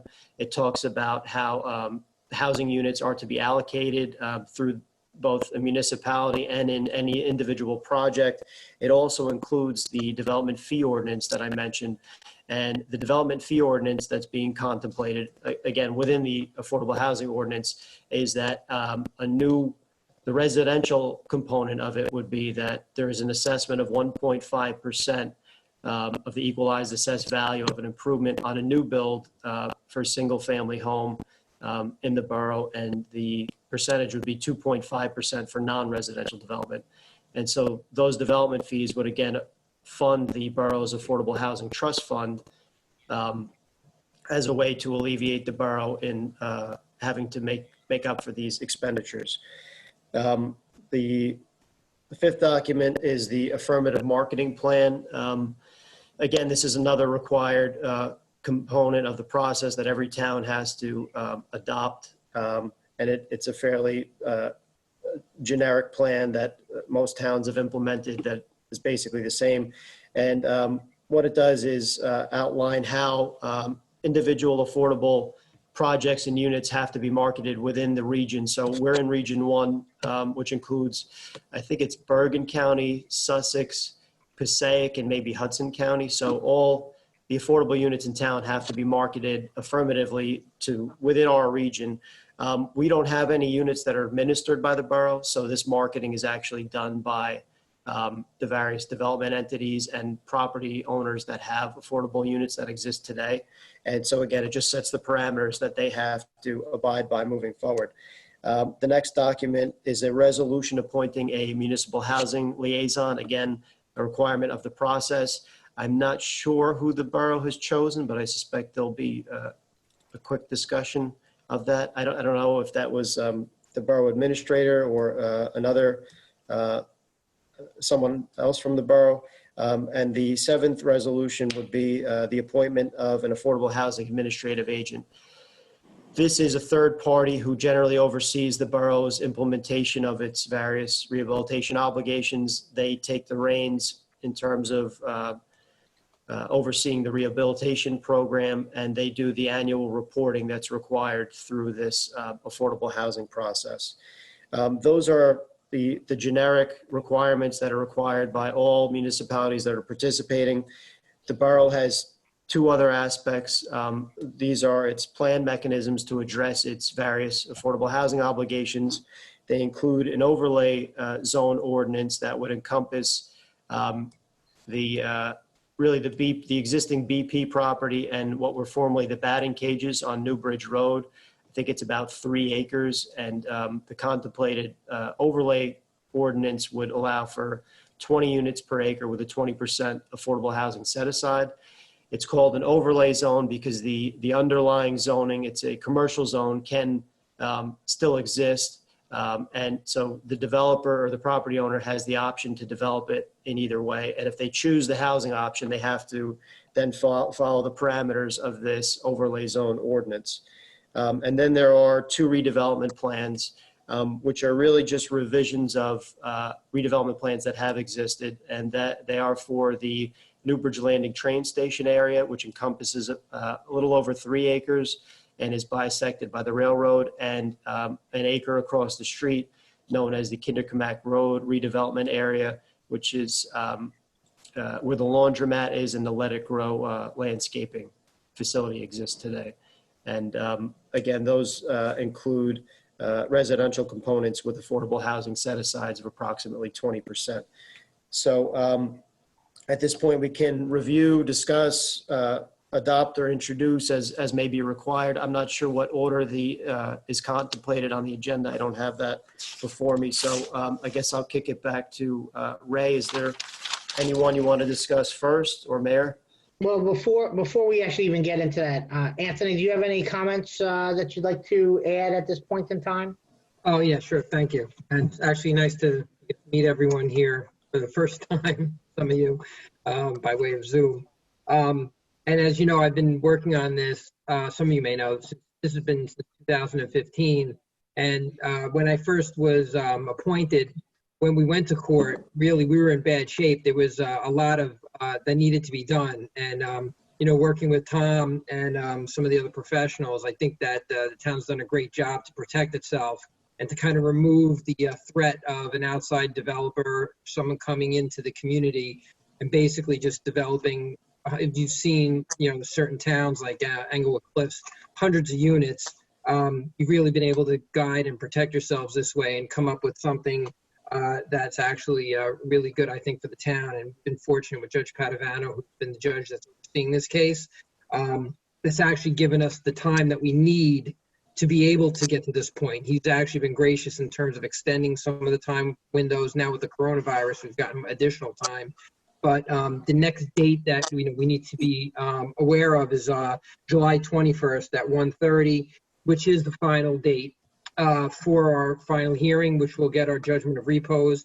Hopefully, it's either going to be done in court or via remotely. The judge is allowed for that, and that'll immunize us until 2025. Right now, our immunity temporarily is extended till the end of July. So this gives us enough time to be able to, and I went through all the documents with Tom. We actually spoke today. I got everything on Friday. Everything looks like it's in order. You just need to come up with some, as Tom had just stated, individuals that you want to be in certain positions that you're comfortable with. And I think some of the recommendations he made are fine. I looked into that. And then we move forward with whatever ordinances that we need to kind of adopt regarding some redevelopment stuff. If we do come up with some time issues here, like I said, we have it's about a month. I can go back to the judge and ask him for a little more time. Or like he did for me in one of the other towns that I represent, he may give us a conditional judgment of repose and then allow us to kind of satisfy several of the last elements we need to satisfy. And then I just basically need to submit a certification to the court, and we don't need to have another advertised hearing. If anyone has any questions, I'm here to answer them. Otherwise, I think you're in very good shape right now. Mayor, at this point in time, I would ask that if the council have any questions regarding any of the resolutions or the ordinances. So is there any council member who has a question or a concern? If they could identify themselves and be recognized. Mayor, just a quick comment. Okay, Council President Kinigo, and then after that, Councilman Gaudiya, I believe, and then maybe others. Go ahead. Yeah, no, not a question. Just wanted to thank our professionals for the terrific job they did in this very difficult litigation. It's recognized by all of us. River Edge was in a difficult position, and we're coming through it spectacularly. So thank you all. Thank you, Mr. Mayor. I concur. Councilman Gaudiya. The council president beat me to it. I was going to thank our professionals for doing such a wonderful job to bring us to this point. Thank you again. Joe. Any other member of council wishes to be recognized? I'm sure they all concur. You guys have done a phenomenal job. We are very, very grateful. Mr. Porio, how do you wish to proceed? Mayor, I would ask that you would move resolutions 20-157 through 20-162, basically as the same way you would do your consent agenda. Okay, could I have Council President Kinigo move this and Councilwoman Kaufman second? So moved. Second. Okay, Council President Kinigo. Yes. Councilwoman Bastide. Yes. Councilman Gaudiya. Yes. Councilwoman Kaufman. Yes. Councilwoman Montesano Cohen. Yes. Councilwoman Kinsella. Yes. It has been unanimously moved and approved and voted upon. We are now at Ordinance 20-09. Mr. Porio, is there an action we need to take before that? Mayor, I'd ask that you'd introduce ordinance 20-09 on first reading. Okay, Ordinance 20-09 by title, an ordinance to create Chapter 50 entitled Affordable Housing Regulation to address the requirements of the Fair Housing Act and the Uniform Housing Affordability Controls, UHAC, regulating compliance with the borough's affordable housing obligations. Could I have Councilwoman Kinsella and Councilwoman Bastide move and second? So moved. Second. It has been moved and seconded. This is a first reading, so it does not open to the public. Council President Kinigo. Yes. Councilwoman Bastide. Yes. Councilman Gaudiya. Yes. Councilwoman Kaufman. Councilwoman Montesano Cohen. Yes. Councilwoman Kinsella. Yes. It has been unanimously approved. Mr. Porio, do you have any objection to us moving to 20-10? Mayor, I'd ask that you introduce 20-10 on first reading. Okay, could I have Councilman Gaudiya and Councilman Kinigo please move and second 20-10? So moved. Second. It has been moved and seconded. The ordinance by title, an ordinance to amend and supplement Article 8, conditional uses, planned residential developments of Chapter 416, zoning of the Borough of River Edge, Bergen County, New Jersey, to establish a New Bridge Road affordable housing, AH-1 overlay zone. This is a first reading, so it's not open to the public. Council President Kinigo. Yes. Councilwoman Bastide. Yes. Councilman Gaudiya. Yes. Councilwoman Kaufman. Yes. Councilwoman Montesano Cohen. Yes. Councilwoman Kinsella. Yes. It has been unanimously approved. Mr. Porio, is there any action, Mr. Suarez made reference to professionals that we need to appoint? Is there any action we need to take before we go to public comments? Mayor, you've already taken care of that. I'd only make two comments. One to Tom Barings. I believe that we have one or two more components that hopefully you'll have ready for us in the next 2 weeks or so. Correct. Correct? Okay.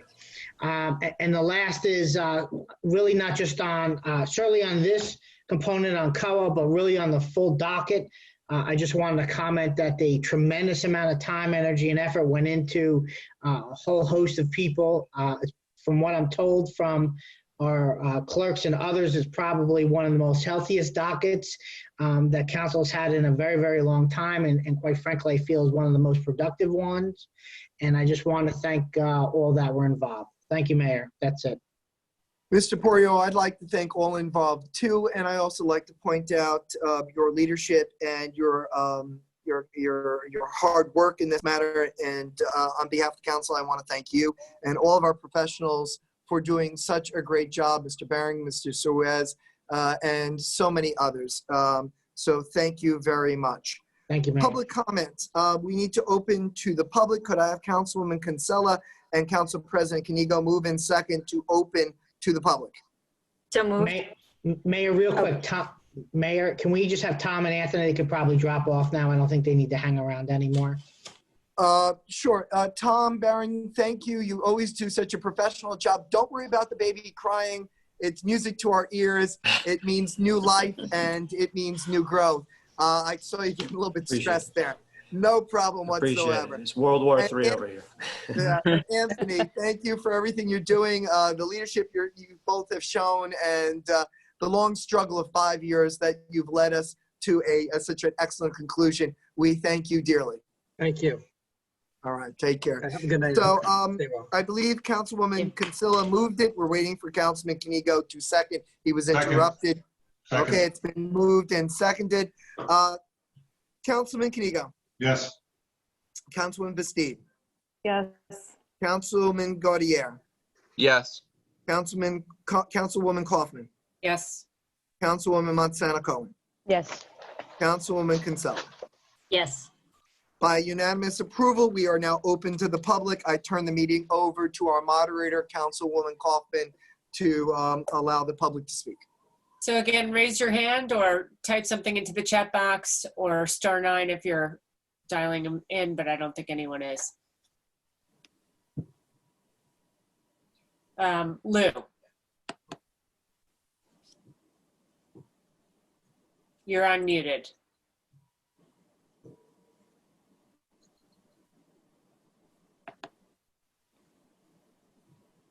Lou, we can't hear you.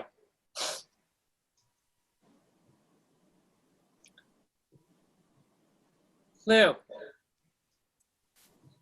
Perhaps you can type this question? Yeah, Lou, do you want to type your question? We can't hear you. All right, you still cannot hear me, huh? No, now we can hear you. Oh, now we can. Now you can? Yes. Yes. Okay. This is in regard to the restaurant application earlier. Mm-hmm. The applicant had mentioned that I think he had a $2 million underlying policy and a $1 million umbrella, and Mr. Altamira was looking for a $5 million umbrella, and I know the applicant's attorney there was an issue with the cost. It may be, I don't know, I mean, if Mr. Altamira was here, we could possibly ask him, but if the applicant lowered his underlying limit from 2 million to a 1 million, and then just got the umbrella, it may possibly end up the umbrella would be less expensive. That's what Mr. Altamira was looking for, a $1 million underlying and 5 million umbrella. And, like I said, he had a $2 million underlying, so possibly that would be a help, and the borough could still have their $5 million umbrella. That's my only comment. Thank you, Lou. We'll take that under consideration. Councilwoman Kaufman, is there someone else? Not that I can see. If anyone else has a question, type it in the chat box or raise your hand.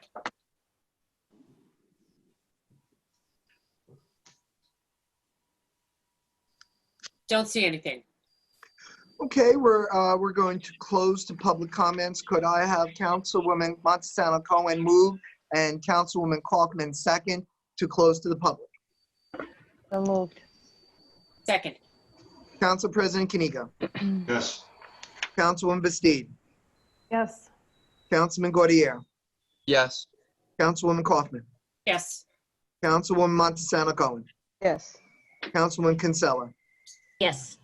We are now closed to the public. We are now open to council comments. We will start with, let's start with Councilwoman Kaufman. Okay. I'd like to thank once again all our first responders, our healthcare workers, and our essential employees. I would also like to wish a quick return to health for anyone who has had COVID. I saw in the NJ record today that Chris Ewan has recovered, so I'm very happy, Chris, that you are well, and your brother Nicholas. And then importantly, I would like to thank the River Edge Police for pointing out the statement from the New Jersey State Policemen's Benevolent Association President, Patrick Colligan, from which I quote, "We must all fight against anything that would serve to drive a wedge between people of all races, nationalities, and religions who wish to live in a lawful society. Most importantly, we would like to send our thoughts and condolences to the Floyd family, his loved ones, and with everyone who is grieving and impacted by this terrible tragedy." So again, that's a direct quote from Association President Patrick Colligan. Thank you. Outstanding. Thank you, Councilwoman Kaufman. Councilwoman Montesano. Thank you, Mr. Mayor. I echo Councilwoman Kaufman's sentiments. I want to thank our professionals and Mr. Poirier for their efforts to help us meet our COA compliance obligations, and congratulate the Cherry Hill, Roosevelt, and Riverdale High School graduates, class of 2020. Thank you. Outstanding. Thank you, Councilwoman. Councilwoman Kinsella. Oh, you need to unmute. Sorry about that.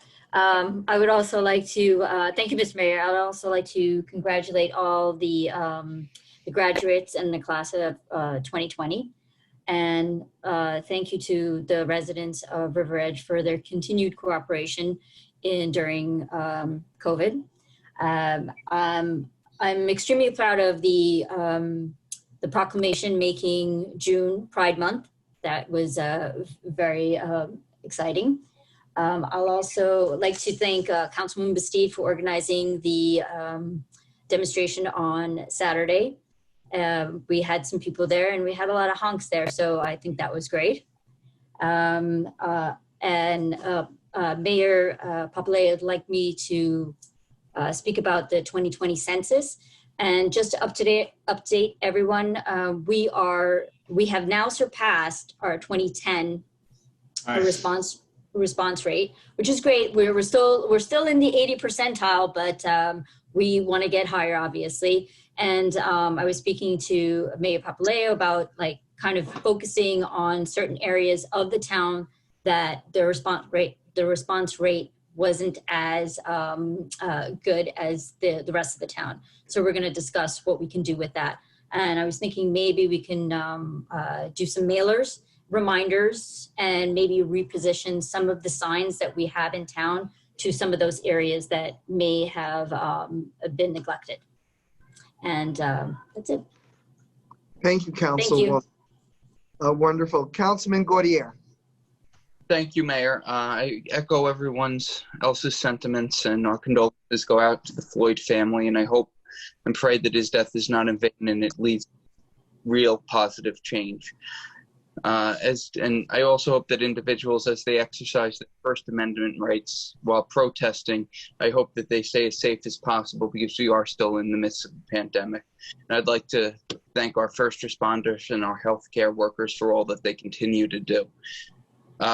And of course, congratulations to all the graduates of Cherry Hill, Roosevelt, and Riverdale High School. It's probably not the most easy thing to graduate high school at this time, but congratulations to them. Thank you. Wonderful. Thank you, Councilman Gaudiya. Councilwoman Bastide. Thank you, Mayor.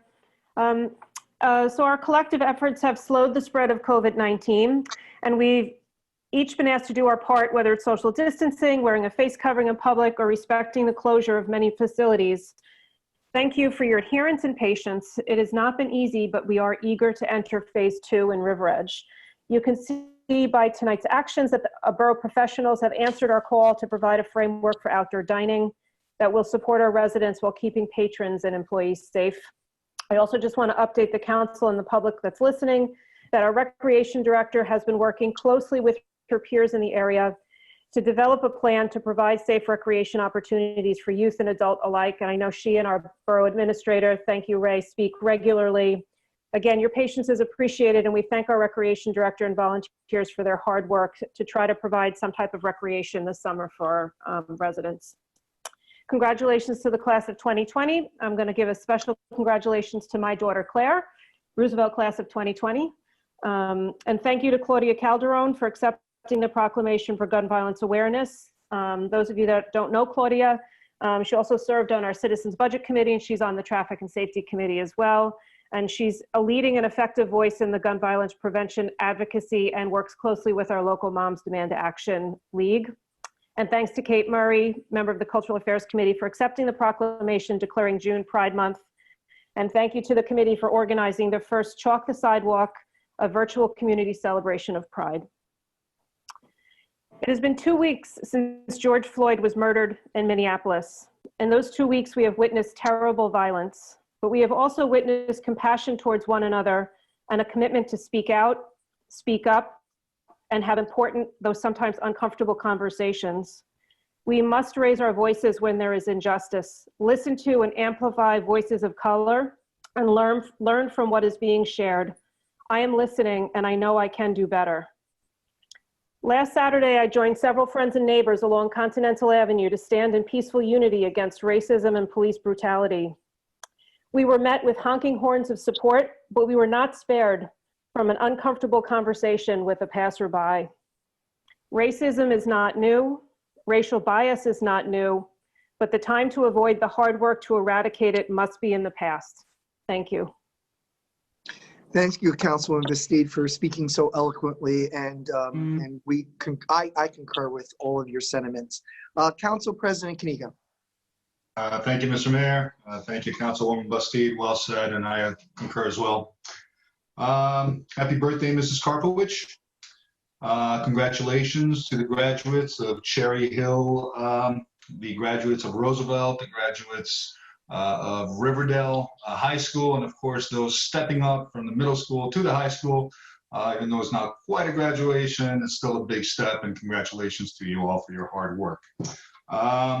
We're still, dealing with this COVID thing. So even though it's beautiful out and we want to be together, partying and everything, do your best to stick to the social distancing guidelines. It'll pay dividends in the end. Hopefully we can get the economy reopened sooner rather than later, but we won't do so if we spike COVID trends again. So let's hope that the downward trend continues to go, and let's keep doing our part, as difficult as it may seem to be sometime, but it's for the best. Thank you all, and thank you, Mr. Mayor. Thank you, Council President. I concur with what everyone says. I don't wish to extend, but I do want to just add one thing. I like to add a strong and hearty congratulations to Olivia Dunleavy and Madeline Mattoni for their outstanding achievement in Girl Scouts. The highest possible award in Girl Scouts is the Gold Award, and both of them have achieved this. We're very, very proud of them. Again, I'd like to thank all the professionals. My heart goes out to the Floyd family and all those who experience injustice. And I thank you all for your hard work tonight. Could I have a motion from anyone to adjourn? So moved. And a second. It's been moved and seconded. We are adjourned. Good night, Thank you everyone. all. Good night, everybody. Thank you. Thanks. Thank Good you. night, everybody. Good night.